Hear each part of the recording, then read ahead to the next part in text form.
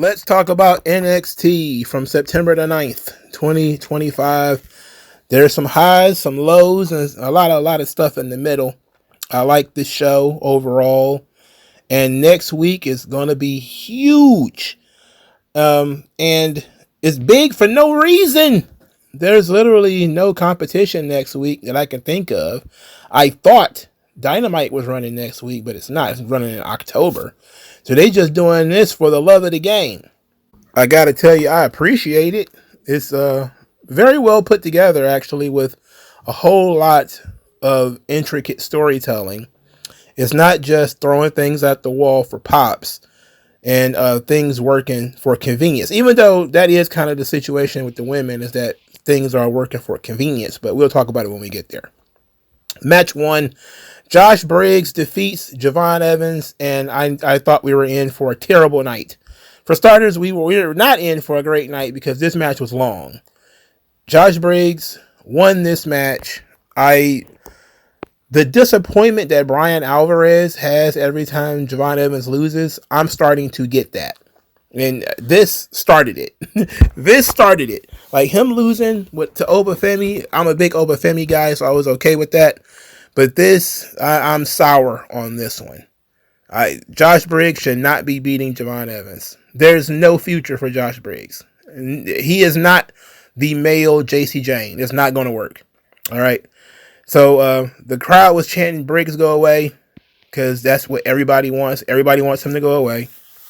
Javon Evans hits a tope through the ropes, and he actually tackled him, and they went over the desk, which I thought was great. The finish comes from Javon Evans trying to do this double jump cutter, except Josh Briggs had taken his chain off of his neck and punched him in the back of the head and pinned Javon Evans. Man, what the hell are they thinking? Are they thinking if they force Josh Briggs on us, all of a sudden he's going to be good? I don't think so. The answer is no. This is Von Wagner reskinned. That's what we got here with Josh Briggs. It's not going to work, brother. Javon Evans needs to protest. He needs to go politic. He needs somebody in his corner. Somebody needs to go and make an argument for this kid. This ain't working. We need to boycott. We need Jesse Jackson. We need Al Sharpton. We need Ben Crump. We need some people out here. You know, we gotta start boycotting to get our boy Javon Evans better treatment. This Josh Briggs thing's an abomination. It's a miscarriage of justice. Next, Obafemi and Ricky Starks are arguing. Ava says they're going to be on the Grayson Waller effect next week. Interesting. Trick Williams and Ava and Obafemi also have some issues. And Ricky Starks tried to poke his nose in this, and Trick Williams told him this is championship business. And he wouldn't know nothing about it. Then Trick Williams went out there and crashed the 10-year anniversary of DIY conversation, where they basically said that NXT is their home and it always has been. Trick Williams called them jealous and said that their NXT crew, meaning the black and gold, can't hang with his NXT crew. And I thought we did this already. Didn't they do a War Games match, the old generation versus the new generation? I thought that was fun. I think that was in 2022. And I don't think Trick was on that team. I don't think Johnny Gargano was on that team either. Was he? I know Ciampa was. Ciampa was the leader of that team. And the other team had Braun Breaker on it. But they did this already. Anyway, they rehashing this angle. This time, Carmelo Hayes arrived. And everybody thinks, okay, he's out here to hang out with Trick Williams. But no, he turns on Trick Williams. Says that Trick Williams was saying things that were not true. Said that DIY built this house, meaning NXT, while he renovated this house. And Trick Williams is just squatting in this house. And that he wants him to be reminded that the rent is due. Then Trick Williams tried to talk and say some things. And Carmelo Hayes was like, no, you need to be quiet when the OGs are talking. I mean, he's sunning Trick Williams here. I mean, putting him right in his pocket. I mean, what the hell is going on here? I didn't like that. I thought Trick Williams, you know, he's much beyond being Carmelo Hayes' little brother. This is ridiculous. So Trick Williams admitted that he was trash talking Melo while Melo was gone, and said that wasn't right. But He squats where he want to squat. He wears heels where he want to wear his heels. And then the instigating from DIY continues, and Carmelo Hayes got some light bulb goes off over his head, and he's like, wait, didn't you guys start fighting each other too? And Ciampa and Gargano don't want to discuss that because, that's history between the two of them. But then they make the tag team challenge for NXT Homecoming. Trick Mellow Gang reforms for one night against DIY. And you know what? I like this. I like this because I think that it's going to give us an opportunity to get Trick Williams out of Carmelo Hayes' shadow for good. Even though he probably shouldn't be in Carmelo Hayes' shadow. I mean, he's a pay-per-view main event guy, and Carmelo Hayes is not, right? What should be the topic of conversation, that should have been what Trick Williams was saying, but they were trying to rehab Carmelo Hayes a little bit, so they let him dig some holes in Trick Williams. But he was pretty good at, chopping Trick Williams down a size or two. But I feel like Trick Williams, as a guy who's walking around with a world championship and has main evented, half dozen pay-per-views already, to Carmelo Hayes main eventing only NXT events. I don't know, man. You should show that boy a little bit more respect. But this was all about what they've done in NXT, and Carmelo Hayes has a pretty big legacy in NXT. But I like that they also didn't let DIY off the hook and mention that these two guys have problems with each other as well, and everybody's going to put their feelings aside for this one match. Okay, I'll let it slide. But Trick Williams really should beat Carmelo Hayes' ass for the stuff that he was saying to him, for the way he discussed him and talked about him on this show. He should really mule kick him in the back of the head or something. Laney Reed defeated Fabi Apache in the speed tournament match. This match was pretty good. Fabi Apache is pretty old. I think she was retired, and then they called her to come back to do the AAA stuff because Natalya wanted to wrestle her. She looked old here. A little bit. When she started working, she started looking a little bit better. But when she was just walking up the ramp, it was like, man, she turned into a grandma real quick. I don't know. She's not that old, man. I think she's probably a little over 40. In any event, Natalya was watching the match, and I like Laney Reed's little promo before, because she's trying to get over the whole country thing and adding a little bit more confidence to it, a little spice to it. I thought it was okay. Natalya, she actually distracted Fabi Apache, which led to Laney Reed winning with a running knee strike.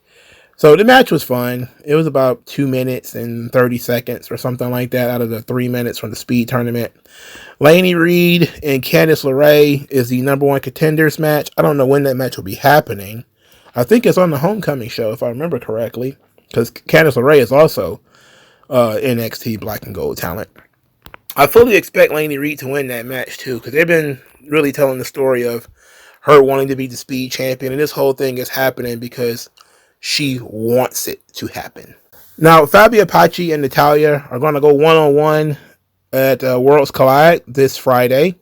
They also were part of the triple threat match at Triple Mania, where the two of them got into it. So it made sense that they would use Natalya here to taint Laney Reed's victory. And Fabi Apache having all this experience, and the crowd, they didn't know who she was. They had no earthly idea who Fabi Apache was. They were not familiar at all. But maybe they'll come to be more familiar over time. She is one of the women that I've seen a lot in AAA, but she's been in and out, especially in recent years. So next, Sol Ruca and Zarya. Zarya really wants to be a tag team champion. They were buddying up with Hank and Tank. They're all losers.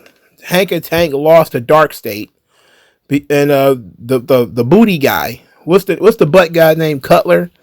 He was outside the ring and said, "Joe Hendry's not gonna help you this time," and Joe Hendry burst through some NXT wall or something like that. But it didn't work this time, and Hank or Tank or whichever one of them still got rolled up and they lost. So they're spamming Joe Hendry, but they're not putting it's kind of a storyline, where he's popping up during these Dark State segments. So they're gonna do something with him in Dark State, I guess.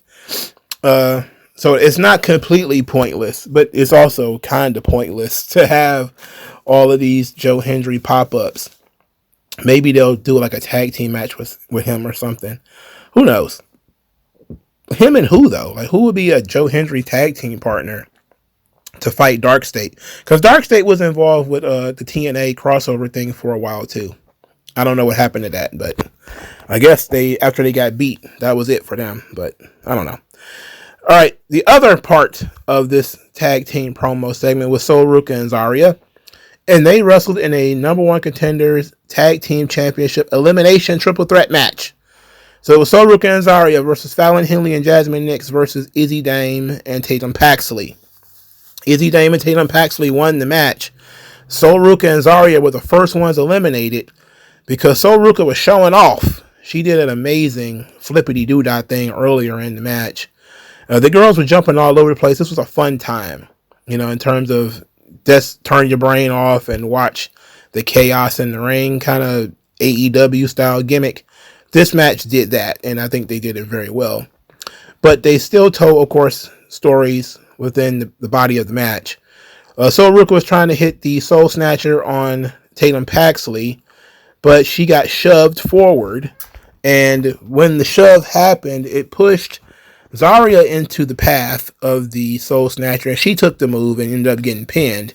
So I expect that Zarya will finally get out of this tag team now. It's been needed to happen for like 3 months now. She needed to get out of this tag team. So it seems like it's finally going to happen now that she's tasted defeat, and she's the reason why the team lost. Fallon Henley ended up being pinned by Izzy Dame and Tatum Paxley, so Fatal Influence also lost. This led to Izzy Dame and Tatum Paxley being the number one contenders for the women's tag team championships. I don't know when that match will be, but Charlotte and Alexa Bliss coming back to NXT to wrestle them is completely on brand for the Homecoming show. And I don't know if it's going to be on the Homecoming show, but it's on brand for it for sure. And I kind of like the idea. Izzy Dame matches pretty well with Charlotte. They're both tall and blondes and very athletic. And Tatum Paxley and Alexa Bliss. Tatum Paxley is much better at wrestling than Alexa Bliss, even though Alexa Bliss has tons more charisma and personality. So it's a pretty good mixture of performers.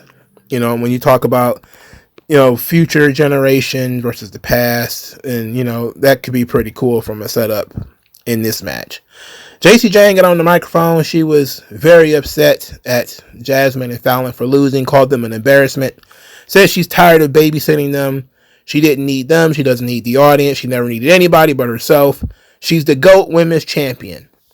At this point, a lot of contenders to being the greatest NXT women's champion appeared. Not to waste too much time. So Stephanie Vaquer showed up, then Tiffany Stratton showed up, and then Rhea Ripley appeared. I was surprised to see Rhea Ripley, I must say.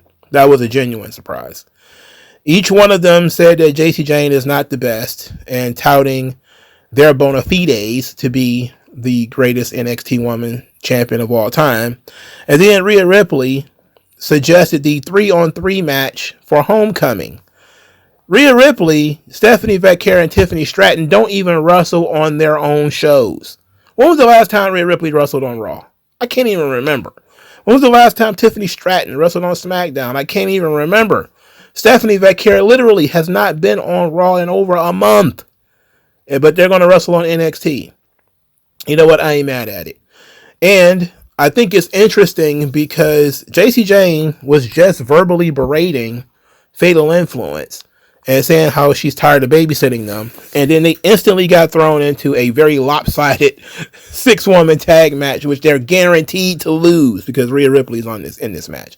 They're guaranteed to lose. There's just no way they're going to win. So I expect that Fallon Henley and Jasmine Nix are going to leave JC Jane behind and she's going to get beat up and pinned next week. I just expect that that's going to occur. And that would logically follow this week's storyline from JC Jane trash talking them. It's funny because the Fatal Influence collapse actually began before JC Jane won the title. It was actually cracks in the armor weeks before JC Jane won the title. And you'd think that JC Jane winning the title would fix things, but no, it just made her ego out of control and she started abusing them even more. Now they're going to be a part of the biggest match they've ever been in with some of the biggest stars that they've ever been in the ring with. They're going to lose this match too, and this probably will be the end of Fatal Influence. I will say this in terms of Fatal Influence collapse. I wish Lola Vice paid a little bit more of a hand in this. She's going to be the beneficiary because once this group falls apart, it's just going to be JC by herself, and then Lola's going to win the title, of course. Presumably, she's going to win the title at that point in time. And I wish that she was the one that was going to destroy Fatal Influence, rather than just being the beneficiary of Fatal Influence collapsing due to its own internal pressures. But it ought to be fun nonetheless. And I really liked the part where JC Jane said that Tiffany and Stephanie Vaquera were super seniors coming back to high school. It's really funny because JC Jane was in NXT before both of them even showed up. She's been in NXT since like 2022. 2021, she was in there during the pandemic. Man, yes, she's been there forever. That was pretty funny, very ironic. That was a very good use of irony. All right. To sticking with the women's division, which is the highlight of NXT, of course, we had a Mariah May vignette where she talked about Jordynne Grace making a big mistake and ruined her perfect and clean image. Now she's going to have to be merciless. Says that the glamour and hell cannot be separate, and that Jordynne Grace has awakened her. Now she's going to see Jordynne Grace in hell. I like this. This was pretty good. It's a darkening of the character, but it's not spooky. It just goes to show that, you know, there's a darker side to her, but it's not like magic witch stuff, you know, none of that Alexa Bliss weird shit. I like the promo because I'm enjoying that they're unraveling the character of Mariah May slowly but surely. This Blake Monroe. It doesn't feel like they're pivoting. It feels like this character, when she debuted, wanted her image to be a certain way. And then the real her slowly is sure but surely is being revealed over time in her relationship with Jordynne Grace and what she's looking to achieve in NXT. That the mask has been pulled off more than, well, that didn't work, let's do something else. Which, you know, either or is fine, but it's better for storytelling purposes if you slowly reveal that, you know, the mask is slipping, rather than, well, that didn't work, let's just go in this different direction. And I think that this promo was meant to show you that the mask has slipped off and that now she's going to be her real self. And I'm interested in that. This is what we wanted from Mariah May from the beginning. And they made us earn it. We made us sit through some kind of cheesy promos here and there to get to this point. And thankfully, it'll be worth it.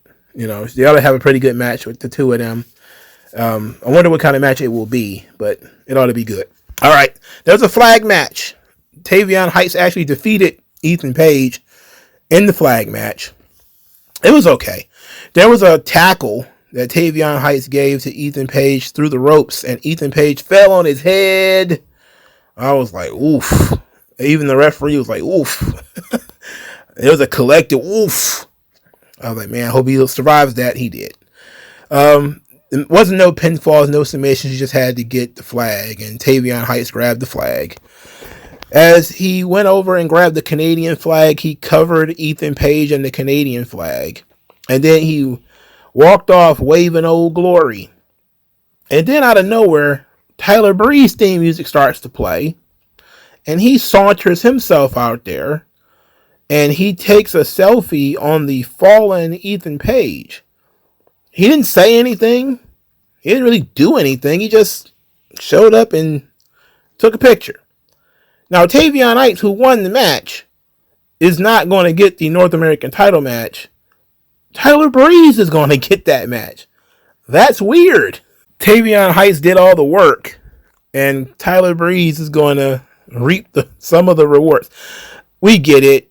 Tyler Breeze is not going to win the North American title. It's not going to happen. It's just going to put another notch on Ethan Page's belt before he either moves up to the main roster or drops the belt to Tavion Heights or whatever. But it was just weird that they booked it this way without integrating Tyler Breeze into the story before. Like, if you knew he was going to be involved with this, why not integrate him into the story a different way? Because the promo that lead into this match is Tyler Breeze talking about how the North American Championship excites him.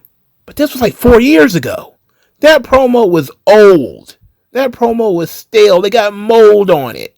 That promo old as shit. All right, I don't know, man. Nonsense to me. But they're booking matches for Full Sail, and Tyler Breeze is a Full Sail legend. We're gonna use that term now.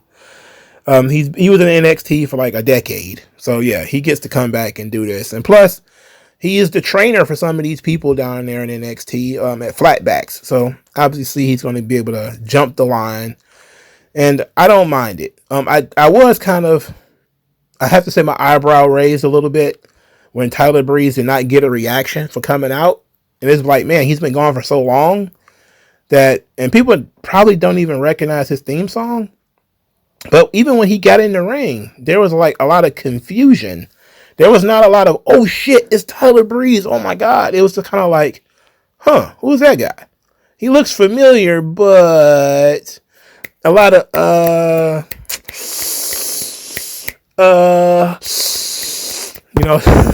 whole lot of that. Jeez. They need to work on him. He's probably going to get a better reaction in Full Sail for sure, though, because that's going to be right in his backyard. Lexis King was bragging about beating Miles Bourne, even though Miles Bourne is deaf. He made a funny joke to Charlie Dempsey that all the things Charlie Dempsey taught Miles Bourne went into one not working ear and came out the other not working ear. Which was funny.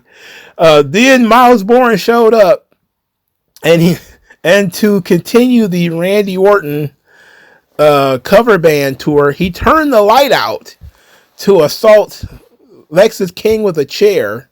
The funny thing is, we saw him with the chair before he turned the lights out, so we knew what he was going to do with this chair the entire time. And he hit Lexis King with a chair and said that the feud is not over, so their beef is not done yet. You know what, man? This is one of those silly NXT things that I like. These guys are out of control, man. These guys are silly. All right, Lola Vice. They did a big vignette for her where she broke down that she went to an all-girls Catholic school. Her dad has taught Taekwondo for 30 years. Everybody in her family has a black belt and a college degree. And she kind of smoothed over her Bellator reputation for being a girly girl and dancing, which, I remember those days. She used to pop up on my timeline all the time. I watched Bellator off and on, so I do remember seeing her fight. Her record was like 5-1. She lost by unanimous decision one time, but she did have a reputation as being sort of an IG model who was into mixed martial arts, but was mostly into self-promotion and not really into the arts of mixed martial arts. And this was a criticism that she got mostly from guys, but there was also a lot of that criticism from other women. And I'm just going to say it. The WNBA is not a place for heterosexual women to be like out there and be themselves and stuff like that. There's articles about heterosexual women feeling ostracized in the WNBA. I would imagine it's probably some of the same in some of the mixed martial arts communities, because the women get into it with the whole putting themselves in the same position as being a sportsman as a man, while Lola went into the situation as being sort of, it's a way to kind of help with her OnlyFans and a bunch of other stuff she was doing at the same time. And it felt like she wasn't really into mixed martial arts and that she was just kind of into promoting herself. And there was a sense that she got into WWE pretty much for the same reason, that she was basically just into promoting herself and not really into wrestling, even though I do think she is a wrestling fan and grew up a wrestling fan. But that's neither here nor there. I do remember the reputation and the negative attention she got in Bellator. And she wasn't even in Bellator that long either. I just remember when she did that dance that she did in the ring, well, in the octagon. If you can't call it the octagon because UFC has it trademarked, so let's say the ring. She got a lot of negative attention for that. But this was also a very good vignette for Lola Vice.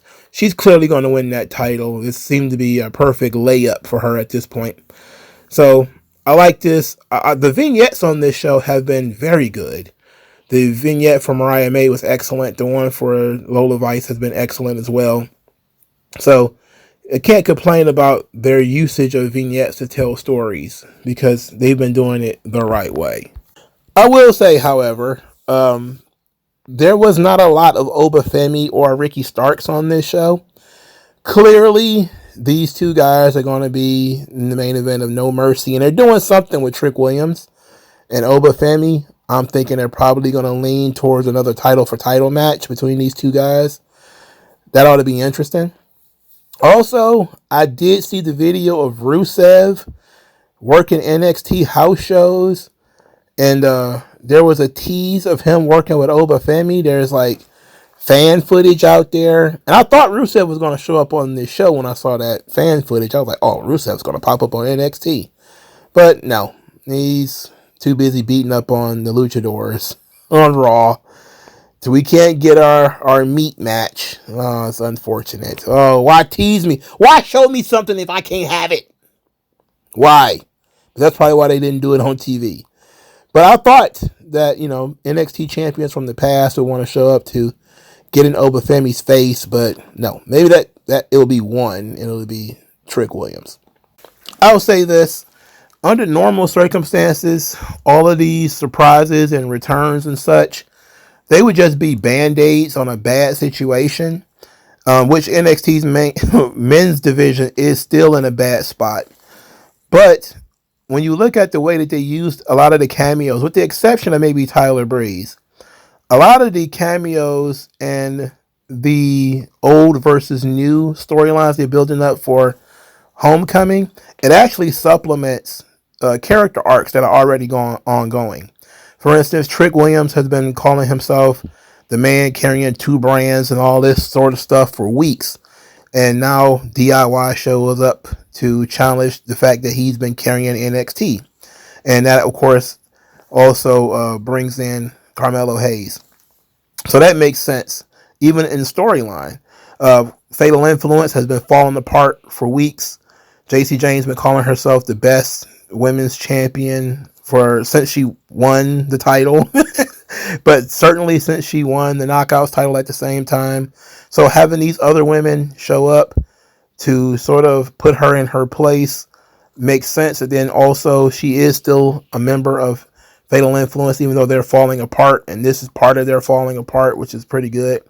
The women's tag team championship thing is kind of thrown together, and the Tyler Breeze story is pretty thrown together, but everything else seems to really have some meat behind it, which is important when you're going to do returns or surprises or something like that, because that means that once these extra players, like once Carmelo and DIY are gone, there's still going to be something there for Trick Williams, and that's how you're supposed to put things together. Once Tiffany Stratton, Stephanie Becker, and Rhea Ripley are gone, there's still going to be something there for Fallon Henley, JC Jane, and Jasmine Nix. They're not just going to be left out in the cold.